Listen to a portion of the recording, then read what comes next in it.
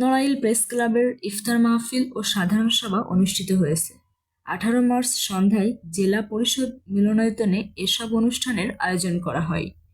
ইফতার মাহফিলে প্রধান অতিথি ছিলেন জেলা প্রশাসক ও নড়াইল প্রেস ক্লাবের প্রধান পৃষ্ঠপোষক শারমিন আক্তার জাহান। সভাপতিত্ব করেন নড়াইল প্রেস ক্লাবের আহ্বায়ক ও নড়াইল জজ কোর্টের পিপি অ্যাডভোকেট এস.এম. আব্দুল হক। পরিচালনা করেন প্রেস ক্লাবের সদস্য সচিব মাহবুবুর রশিদ লাবলু।